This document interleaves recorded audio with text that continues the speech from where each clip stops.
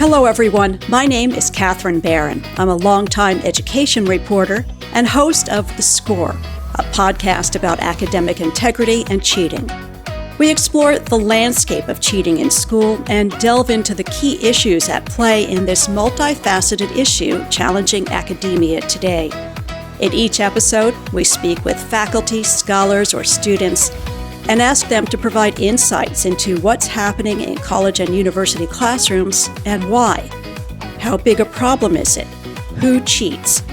As well as what policies, regulations, prevention efforts, and changes in teaching and assessment show promise in curbing cheating. Follow us on Twitter and Instagram at Podcast The Score, that's one word, or stop by our website to download show notes and see our lineup of guests and release dates. Again, that's podcastthescore.com. This episode of The Score features Dr. Roy Swift, the Executive Director of WorkCred, an affiliate of the American National Standards Institute. He also served as Executive Director of the National Board for Certification in Occupational Therapy, and this appointment followed a 28-year career in the U.S. Army Medical Department, where in his last position, he was Chief of the Army Medical Specialist Corps in the Army Surgeon General's office with policy responsibility for Army occupational therapists, physical therapists, dietitians, and physician assistants throughout the world. Roy Swift, welcome to The Score. Thank you. Happy to be here today. So let's just start out with WorkCred. What does it do? What's its mission? WorkCred is about looking at the quality, market value, and the effectiveness of workforce credentials. But we do have a mission statement. And the mission statement is to strengthen workforce quality by improving the credentialing system, ensuring its ongoing relevance, and preparing employers, workers, educators, and governments to use it effectively. Now, there are some very crucial words in that mission statement. Credentialing system.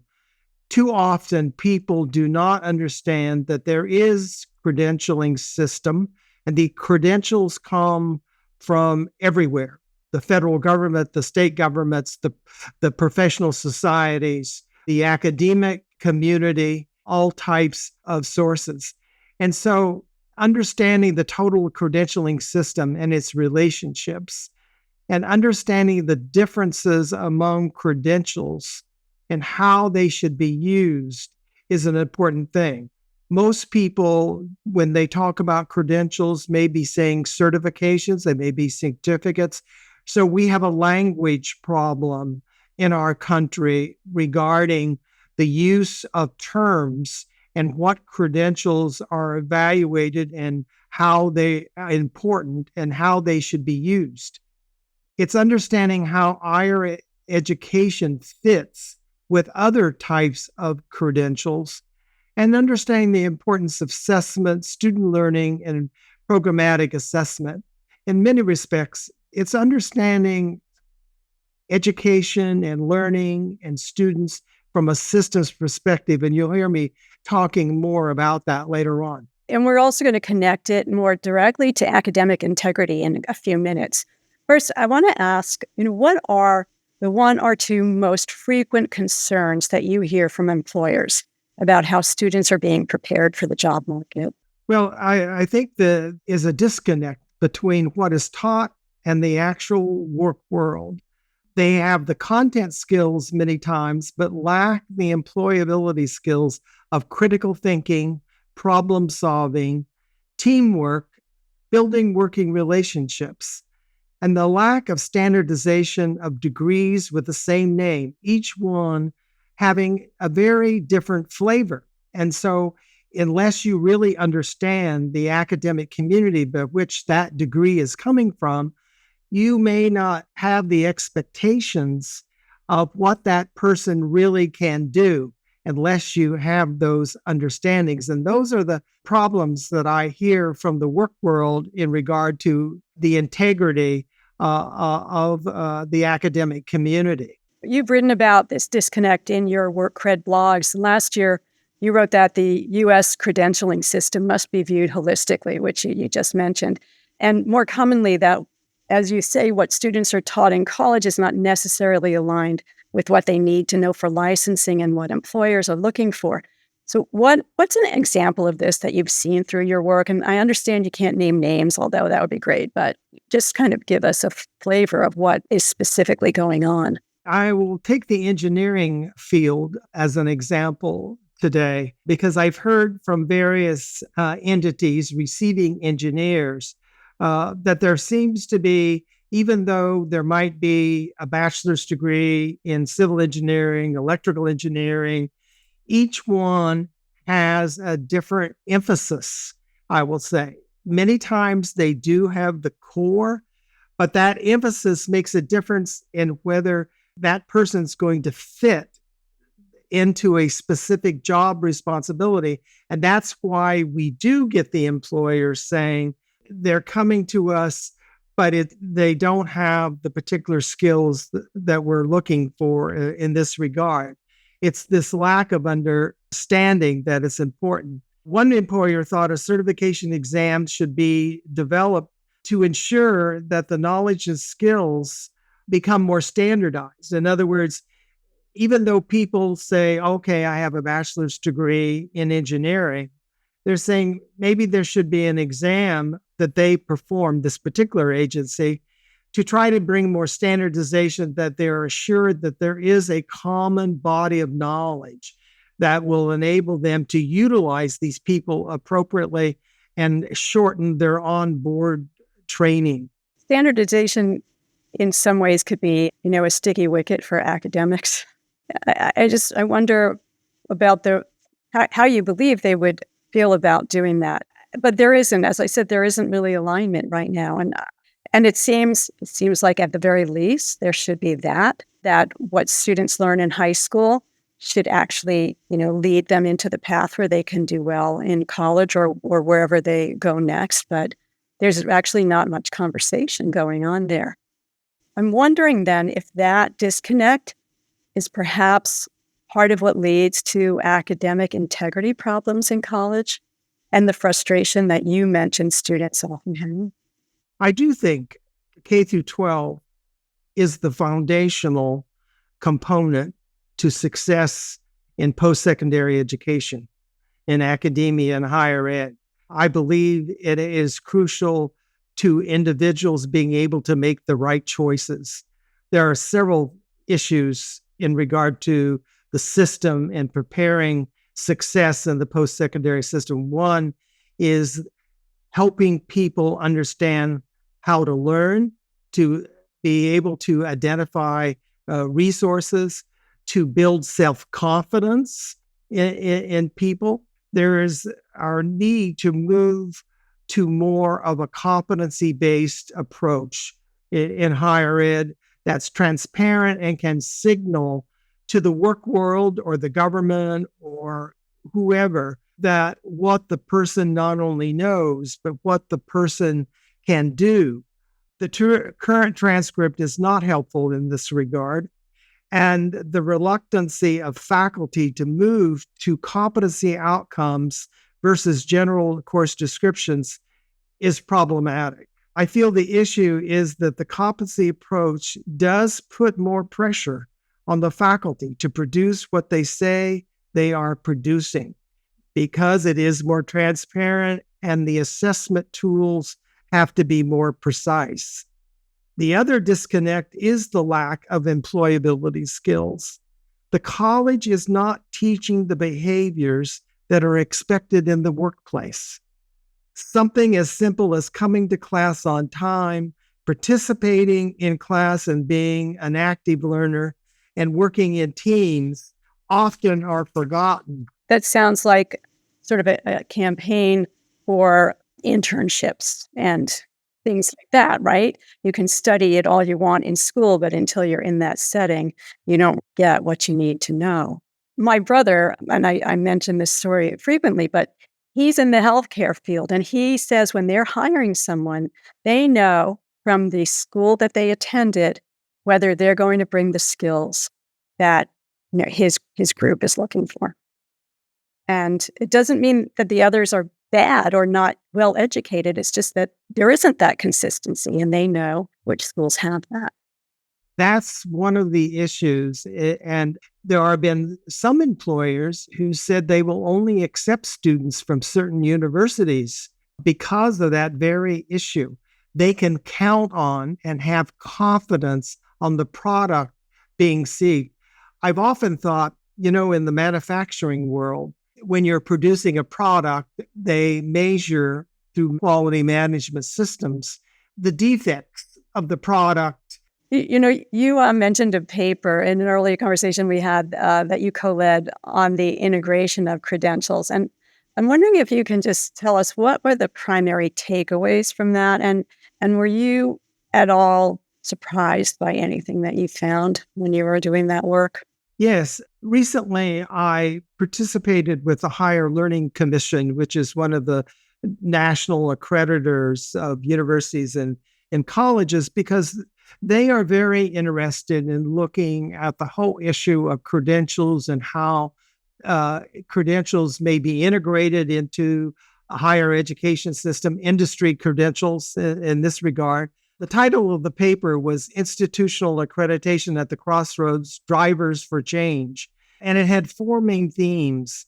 One, that the landscape and pressures on higher ed, employers, and accrediting bodies are going to be increasingly to produce a product that is able to function at higher levels, probably because of all the technology that is going on today.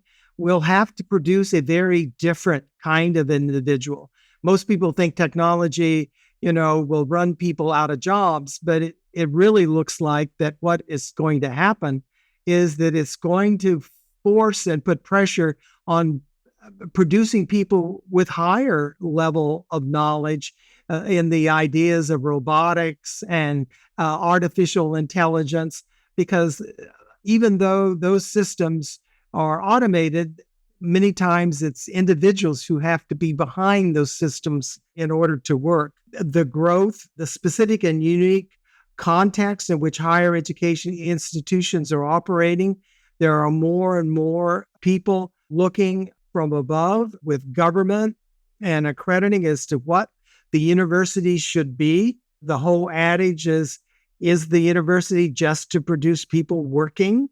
Or is it to help people think and not specific to occupations? And certainly that dilemma and dichotomy will continue. But the pendulum is swinging a little bit in that the emphasis in the future seems to be, can people get jobs? And that universities will be evaluated on those outcomes, not just process, but outcomes. And that's one of the outcomes that will be looked at. The growth of non-degree credentials, the degree of assessment-based certificates from the professional societies, the industry certifications. There are over 8,000 industry certifications right now. And every week they develop more and more industry certifications.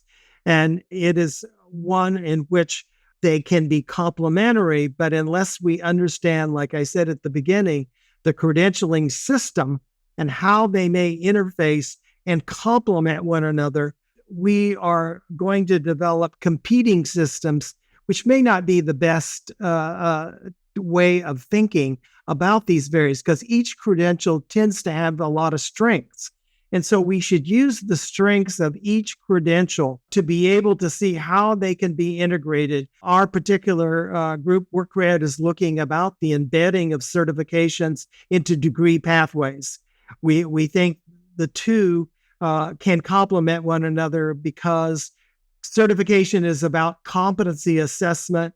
Academic is more of assessing and learning about knowledge and skills, and the two can be very complementary and may bring that transparency I talked about more and more and signal to the employer, to the government, because the government's interested in these outcomes.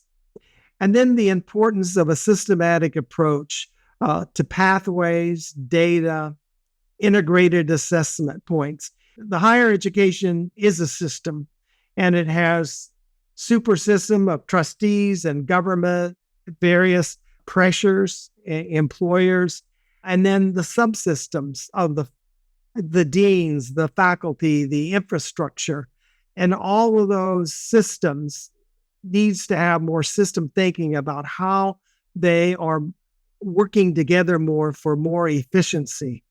The creating metrics that are transparent for stakeholders, continuously evaluating the needs of students and contributing to lifelong learning beyond work and career success are going to be extremely important. Complex ecosystems of credentialing entities must understand the total credentialing system and how the other entities determine quality. We talk a lot about producing credentials, but too often we don't talk about quality.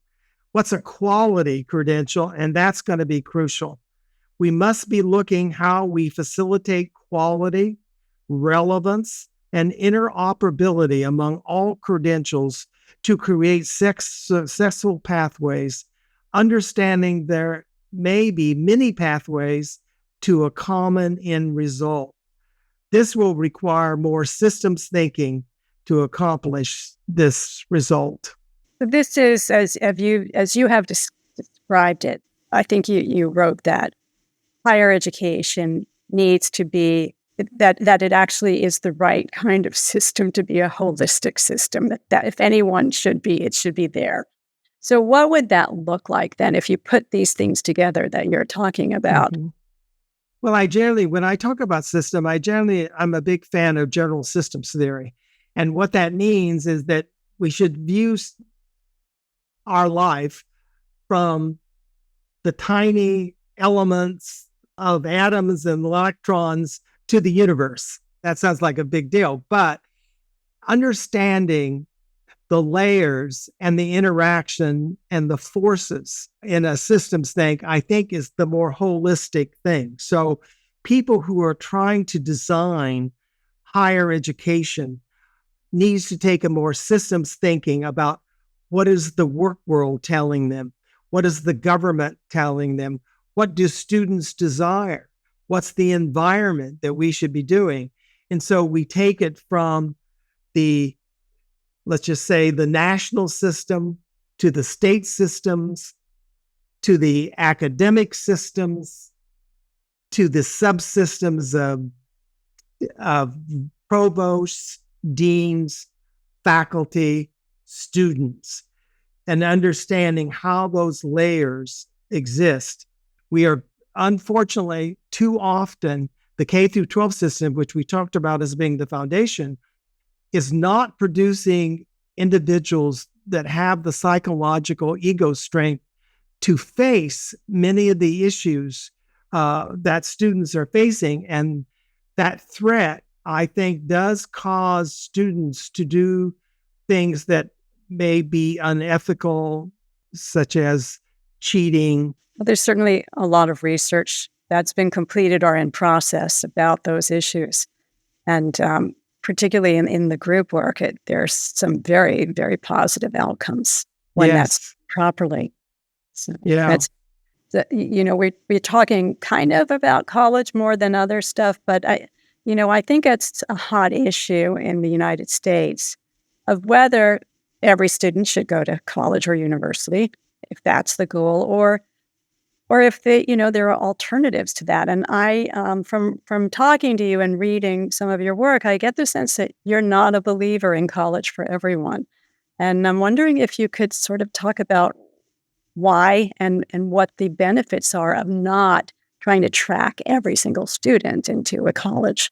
I am, and I believe it takes all types of occupations to build the ecosystem in the United States. And right now, we've kind of forgotten that, and the infrastructure and the trades upon which we built this nation have been forgotten, and we are suffering from that, finding the technicians that have the skills needed to build our homes, to build cities, to build the various types of societies that we need today. Unfortunately, restaurant workers, childcare workers all get a bad say, oh, well, maybe we shouldn't direct people in those jobs because they don't have a living wage. Well, that should not be the reason. We need to make sure and put more pressure in those systems so that they do have a learning wage. Because what could be more critical to our society than bringing up children who are happy, learn, and are good citizens? I think we only need to look at the things happening on a daily basis in our society right now that says that this is extremely important. Without many of the technical and skilled jobs, the professional jobs would not be successful. There has to be an integration of those two in order to have a successful workforce in this country. They complement each other and they build the processes and the systems and the individuals we need to run this country. We see it in factories. We see it teaching in the universities. All of this is an integrated approach to building a society that is able to be productive and produce individuals that have satisfaction in life in this regard. Well, living wage would definitely be high on that list, I think. Yes. So if we produce graduates, either from colleges and universities or from some of the other training programs or journeyman and union groups who are job ready, do you think that would reduce the instance of, academic misconduct by students? Because maybe, they feel like they are ready, that they're getting what they need to succeed? Well, I think it certainly would help, but it's not probably the total answer for sure. We have to build individuals who know how to work with each other, respect one another, and be willing to teach each other. I think misconduct comes from not feeling competent, and many times misconduct comes from feeling inadequate to address the situation, and the person feels threatened. It's sort of like fight and flight, that you're backed in and, oh my God, I don't know this. I feel awful. I'm just going to come out fighting, so to speak. And I think that is we're seeing a lot of misconduct of students because of that threatening behavior. We need to give students confidence that they can learn. How many times have you heard people say in their freshman biology class or chemistry class, they look to your left, look to your right, only 50% of you? What kind of a beginning is that for a student? Cannot start out by just threatening students. I mean, we have to give them the confidence, and competence breeds competence. There's Robert White, a Harvard psychologist, talks about once you become competent, that gives you the confidence to have a higher level of confidence. Once you learn to put the 2-piece puzzle together, oh, I can put a 5-piece puzzle together. Oh, I can put a 25-piece puzzle. We are not giving these kids the foundation upon which to have stability, and that they can learn. It may have to learn in a different way. Students are not cookie cutters. They are not the same cookie. Each one is a different type of cookie and has to be treated as such. One of the biggest crimes today, I think it's at least 75%, I don't know the exact figure, lecture is the most predominant delivery in the universities. That is a passive way of learning that we know that only 10% of that type of knowledge is ever retained. It's the more active learning approach where people retain what they do. We need to give the reason for this confidence is that we can't produce self-directed lifelong learners if we don't give them the confidence and the joy to learn. I learned that in my doctoral dissertation. I was looking at how learning occurs in the work environment. It's interesting. The professionals who did not have confidence about their knowledge would not ask the physician or the other professional that's involved in the case a question. Those who had confidence would say, "Oh, well, I didn't understand that. Please tell me about that." So having ego strength about learning is critical if we're going to develop self-directed lifelong learners in this country. We've got to understand that instead of saying, "Oh, you can't learn. Maybe this is not for you." Yeah, well, it is that idea that you can admit that you don't know what you don't know, Yes, and that should be okay, as long as you're willing to then pursue that answer. So absolutely. Absolutely. given, I don't know, that there are so many lectures in college, particularly in your freshman year, you want to establish this joy in learning and intellectual conversation, and there's no place for that.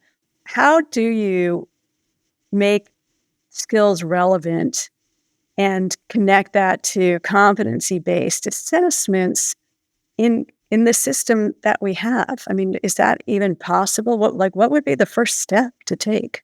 Well, I think the first step is building more precise learning outcomes, competencies, whatever word that people feel comfortable in using. Because I think that many times I hear students talk about the unknown. "Oh, I don't know what he's going to ask. I don't know what the expectations are." Competency gives more structure to the student as to what the expectations are in this regard. Competency-based assessment is really a more straightforward method of evaluating whether a skill has been achieved. And the students feel more secure when they know what it is that is expected of them, expected in the course, expected on the assessment. I know myself through all my years, I right down to the final exam, I'd say, "Oh God, I don't know what he's going to ask. He could ask all sorts of things, or she," kind of thing. Competency-based takes the guessing out of what it is. You go in more confidence. You may not know it, you may miss it, but at least you knew it ahead of time, what it is. Many times the unknown about how a student is assessed facilitates anxiety and undue stress that leads to students feeling the need to cheat. Well, what should change about the assessments in and of themselves? When you use competence-based education, if I say, "I expect you to describe something," that's what I'm going to ask you to do. If I ask you that you're going to have to perform something, you're going to have to perform. If I say you're going to have to bring many sources of data together and synthesize that information into a conclusion, I know I'm going to have to do that kind of thing. It helps build a stronger signal to the student to feel more comfortable instead of the unknown. And all of us, when we don't know what's going to happen to us, become fearful in this type of thing. And I think we are raising the anxiety of students needlessly in that regard.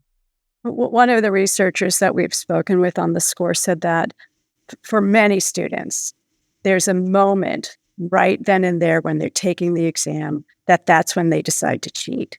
I mean, there are clearly some who go in and they've already made their mind Right. up, but it seems that what you're saying is the trigger, that I come in, I think I know everything. I don't. I can't afford to fail this test. I'm going to cheat right now. I think it's an integrity issue too. It's trust. It's trust that you're not going to lead me astray. It's trust that you're going to treat me fairly and objectively and impartial, because it's going to be straightforward whether I know that or not in this regard. And then also, if we move more to competency-based education, it's a stronger signal to the employer that the student has demonstrated the knowledge and skill. It's much more concrete in this regard. So is integrity also being monitored at an accreditation level or any other oversight organization in training programs? I think it is they're increasingly looking at it. I think it's a hard thing to evaluate in this regard, but I think that the fact that the oversight organization is looking at quality and relevance will lead to more trust by the stakeholders. The emphasis on outcomes will become much more important because this will give the stakeholders much more confidence that the product will be able to demonstrate the knowledge and skills as advertised.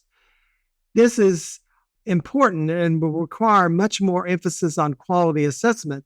And I do know that the accrediting bodies are going to be looking more at how students are assessed in this regard to build that trust and to build that confidence and how they build confidence in students. And is that resulting in better outcomes for the students? That kind of leads into my final question, which is, what are your thoughts on what can be done in the training and workforce development industry to minimize cheating or even to, curb the impetus to cheat itself?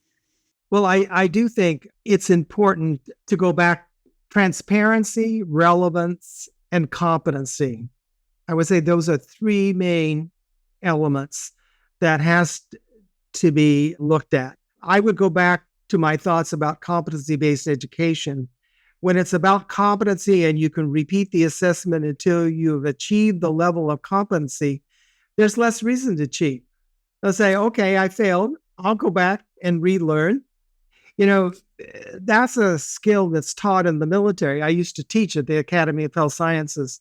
It's called something different now in the Army. But one of the things that always happens in the military is that teach, test, reteach, retest. And generally students are given several times to be able to achieve it because the military believes it's about competency. If the person, it might take them 2 or 3 times, that one person can do it on the first time, but it doesn't mean that the person who took 3 times isn't just as good with that competency. So I think we have to take that sort of an attitude in higher ed instead of this, we're going to fail you, and that's it. There's no other chance in this grade. And it sets up a more feeling of freedom to fail. And don't we tell people we learn by our failures? And yet, the anthropologists have a very good saying, your actions betray you. We verbally say, oh, it's okay to fail. But what happens? If you fail, you're out. Well, it's interesting because Carol Dweck, this psychologist who's written about mindset, she's at Stanford. I've heard her speak, and one of the things she stresses is the word yet. I don't know this yet. I can't do this yet. And that is really powerful in that situation. That's terrific. I love that. We want to send a message that failure is a part of life and one has to learn from failure to eventually to succeed. How many successful people have told us that? But yet we do not practice that in our educational system. And I think that's a lack of integrity too. We say one thing and do another. Oh, you mean like there are no stupid questions? That one? Oh, well, Roy, thank you so much for sharing your ideas with us today. Roy Swift is the Executive Director of WorkCred, an affiliate of the American National Standards Institute. I'm Catherine Barron. You've been listening to The Score. The Score is produced by the Academic Integrity and Research Group at Pando Public Relations. It is underwritten by Measure Learning, and technical support is provided by This Is Distorted. To ask questions, to download show notes, or to learn more about The Score, visit our website at podcastthescore.com. Follow us on Twitter and Instagram at podcastthescore, or find us on all the podcast platforms as The Score.